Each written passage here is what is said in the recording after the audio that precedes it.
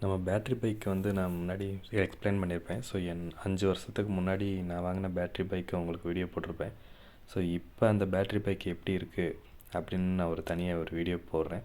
So இன்னமும் அது வந்து நல்லா ஒர்க் பண்ணுற கண்டிஷனில் தான் இருக்குது. ஸோ அது என்ன மாதிரியெல்லாம் நான் யூஸ் பண்ணேன் அப்படிங்கிறத நான் சொல்கிறேன். அதுக்கு முன்னாடி லித்தியம் அயன் பற்றி நான் முன்னாடி எக்ஸ்பிளைன் பண்ணியிருப்பேன். ஸோ லித்தியம் அயன் பேட்ரி அப்போதைக்கு லெட் ஆசிட்லேருந்து லித்தியம் அயன் எப்படி சேஞ்ச் பண்ணோம் அப்படிங்கிறத நம்ம எக்ஸ்பிளைன் பண்ணியிருப்பேன். ஸோ லித்தியம் அயன் பேட்ரி என்ன மாதிரி பர்ஃபார்ம் பண்ணியிருக்கு அப்படிங்கிறதையும் நான் அடுத்த வீடியோவில் சொல்கிறேன். ஸோ லித்தியம் அயனோட பஸ் தெரிஞ்சுங்க, ஜென்ரல் லித்தியம் அயன் பேட்டரியோட லைஃப் சைக்கிள் எவ்வளோ அப்படின்னு பார்த்தீங்கன்னா, நீங்கள் விக்கிபீடியாலே பார்த்தீங்கன்னா தெரியும். So 400லேருந்து 1200 cycles. ஸோ அது அந்தளவுக்கு தான் அதோட பர்ஃபார்மன்ஸ் இருக்கும். ஸோ அதாவது நீங்கள் 400 சைக்கிள்ஸ் வந்து நல்லபடியாக வந்து உங்களுக்கு சார்ஜ் ஆகும். ஒரு 1000 நீங்கள் நல்லா கரெக்டாக மெயின்டைன் பண்ணிங்கன்னா 1000 சைக்கிள்ஸ் வரையும் உங்களால் யூஸ் பண்ண முடியும். எனக்கு பார்த்திங்கன்னா அந்த பைக்கோட ஃபஸ்ட்டு பேட்ரி, நான் இதுவரையும் 3 பேட்ரி மாற்றிருக்கேன். இன்னமும் என்னோடய பைக் வந்து புதுசு மாதிரி தான் ஓடிட்டுருக்கு. ஆனால் பேட்ரி வண்டி எல்லாமே எல்லா சைடும் பிளாஸ்டிக்லாம் உடஞ்சிருச்சு. ஸோ இருந்தாலும் என்னோடய பேட்ரி வந்து மொதல் பேட்ரி 30,000 கிலோமீட்டர் தான் போச்சு. அந்த வண்டி நான் பேட்ரியோட விலை வந்து பார்த்திங்கன்னா 32,000 ஸோ ஒரு கிலோமீட்டருக்கு ₹1 கணக்கில் ஒரு 30,000 கிலோமீட்டர் வந்து பக்காவாக வேலை செஞ்சிச்சு. ஸோ அதுக்கப்புறமேட்டுக்கு இன்னமும் வேலை செய்யுது. கொஞ்சம் கொஞ்சமாக கிலோமீட்டர் கம்மியாகி பார்த்திங்கன்னா இப்போ வந்து ஒரு 5 கிலோமீட்டர்ஸ் போகிற அளவுக்கு அது போயிடுச்சு. ஸோ அது போக இன்னும் நிறைய பிரச்சனைகள்லாம், சார்ஜரு அது இது நிறைய பிரச்சனைகள் கொஞ்சம் பல்ஜாக ஆயிடுச்சு. ஸோ 2வது பேட்ரி மாற்றின 2வது பேட்டரியில் நிறைய பிரச்சனை. ஸோ 3வது பேட்ரி இப்போ நல்லபடியாக போயிட்டுருக்கு. ஸோ 2 பேட்ரி இது வரையும் காலி பண்ணியிருக்கேன். 1,00,000 கிலோமீட்டர் தாண்டி ஓடிடுச்சு. ஸோ ஒரு பேட்ரி 50,000 கிலோமீட்டர் வந்து அந்த வண்டியை வந்து ஓட வச்சுருக்கு.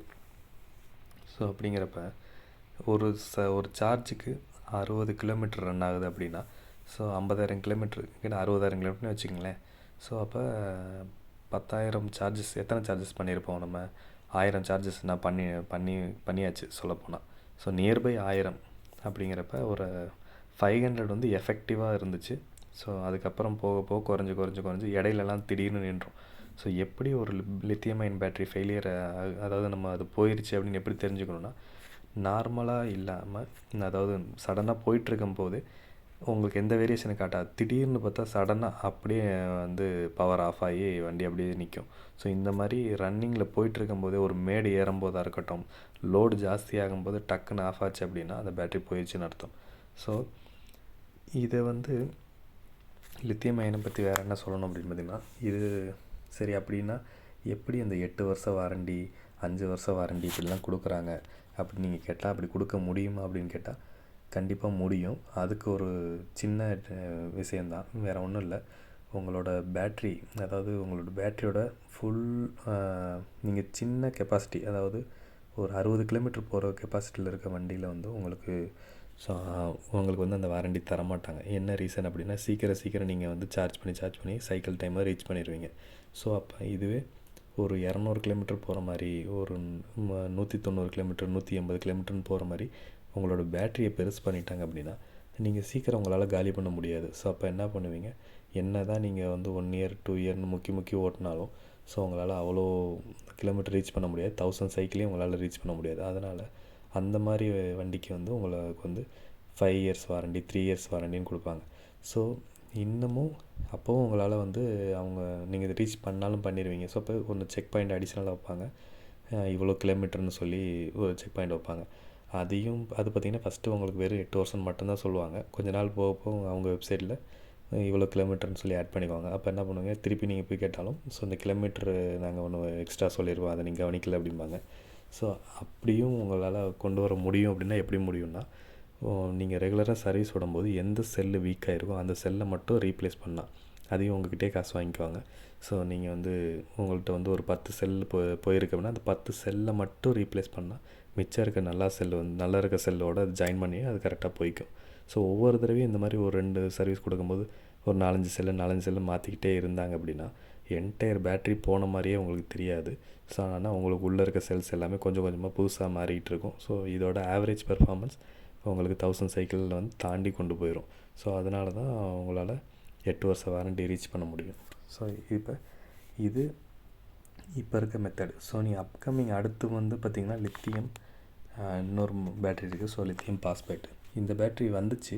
ஸோ இதோட சைக்கிள்ஸ் பார்த்திங்கன்னா இது 2500லேருந்து 9000 சைக்கிள்ஸ். ஸோ 1000 இங்கே இருக்குது. இதோட 3 மடங்கு இது அதிகமான பவர் உள்ளது. ஸோ இது வந்து 2500 சைக்கிள்ஸுங்கிறது பார்த்திங்கன்னா நீங்கள் பைக்கு இந்த மாதிரிலாம் யூஸ் பண்ணும்போது 2500 சைக்கிள்ஸ். இதுவே வந்து நீங்கள் வேறு பர்பஸ்க்கு எதுக்கு யூஸ் பண்ணலான்னா அந்த சோலாருக்கு, ஸோ வீட்டுக்கு யூபிஎஸ்க்கு இந்த மாதிரிலாம் யூஸ் பண்ணும்போது அதிகமான சைக்கிள்ஸ் கொடுக்கும். என்ன ரீசன்னா, ஸோ நீங்கள் வந்து மோட்ரு வந்து அதிகமாக லோடு எடுத்து ஓடும். ஸோ அதனால் வந்து வேரியபிள் லோடு எடுக்கிறதுனால உங்களுக்கு பேட்ரி சீக்கிரம் போயிடும். ஸோ இந்த பேட்ரியை வந்து அடுத்து பைக்கில் ட்ரை பண்ணாங்க. ஸோ ட்ரை பண்ணதில் என்ன ரிசல்ட் அப்படின்னா, அதிகமான வருஷம் வாரண்டி உங்களுக்கு கொடுத்தாங்க. ஆனாலும் இது ஏன் அதிகமாக மார்க்கெட்டில் நிற்கலை அப்படின்னா, ஸோ இது வந்து இடத்த ரொம்ப பிடிக்கும். ஸோ நார்மலாக ஒரு லித்தியம் அயன் பேட்ரி வைக்க வேண்டிய இடத்த விட அதே கெப்பாசிட்டியில் இருக்க லித்தியம் ஃபெரஸ் பாஸ்பேட் வந்து பார்த்திங்கன்னா அதோட இன்னொரு 25% அதிகமான இடத்த பிடிச்சிச்சு. ஸோ அது போக லித்தியம் அயன் ஒரு 100 கிலோமீட்டர் ரன் ஆகுதுன்னா இது ஒரு 80லே நின்றோம். ஸோ அது மட்டும் இல்லாமல் லித்தியம் அயனில் இருக்க புல்லிங் வந்து லித்தியம் ஃபெரஸ் பாஸ்பேட்டில் இருக்காது. ஸோ கொஞ்சம் ஸ்லோ பிக்கப் தான் எடுக்கும். ஸோ இந்த மாதிரி ரீசன்ஸ்னால இது வண்டியோட பர்ஃபார்மன்ஸ் கம்மியாக இருக்க மாதிரி ஃபீல் ஆகும். ஸோ அதனாலேயே இதை வந்து கொஞ்சம் கம்மி பண்ணிட்டாங்க. அதுக்கப்புறம் யாரும் யூஸ் பண்ணலை அதிகமாக. ஸோ இது பைக்குக்கு சில பிராண்ட் யூஸ் பண்ணுறாங்க, சில மேக்ஸிமம் பிராண்டுங்க இப்போ பண்ணுறதில்ல. சரி, இது ஒரு ட்ரையலில் இருக்குதுன்னு வச்சுங்களேன். ஸோ இது எப்படியும் பின்னாடி ப்ரூவ் பண்ணிடுவாங்க. இதில் இருக்க அட்வான்டேஜ் என்னென்னா, இந்த பேட்ரி லித்தியம் அயன் வந்து ஒரு டேமேஜ் ஆச்சுன்னா வெடிச்சிடும். அதாவது நீங்கள் போய் எங்கேயாச்சும் இடித்து பேட்டரியில் ஓட்டை விழுந்துருச்சு அப்படின்னா அது கொஞ்சம் நேரத்தில் வந்து தீப்பிடிச்சி எரிய ஆரம்பிச்சிடும். ஸோ அந்த மாதிரி இருக்குது. இந்த இது அந்த மாதிரி ஆகாது. இது வந்து வெடிக்கிறதுக்கு வாய்ப்பு ரொம்ப ரொம்ப கம்மி. ஸோ அந்த மாதிரி இதில் ஆகாது. ஸோ இது போக அடுத்து என்ன தான் கொண்டு வர போகிறாங்க அப்படின்னா லித்தியம் டைட்டனேட்.